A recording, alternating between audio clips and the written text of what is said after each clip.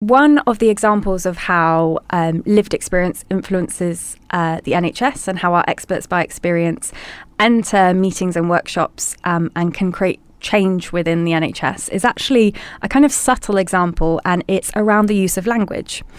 And so we had an expert by experience who was brought in to a workshop to discuss stuff to do with risk. So risk is a big word in mental health, and it's something that's really important for clinicians to assess.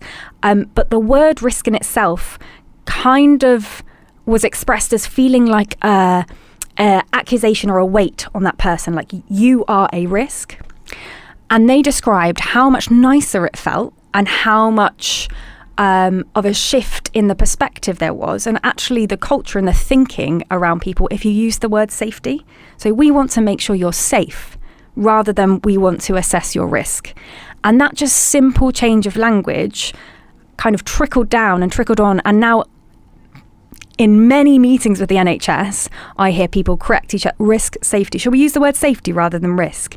And that is something that, again, seems so simple, but makes a monumental change when you're thinking of how care is received and experienced. And that's just an expert by experience reflecting on that and translating that. And then it disseminates like that beautiful butterfly effect through different meetings and different workshops. And is an example I've been given multiple times by the NHS back to me, like that was a really good bit of reflection.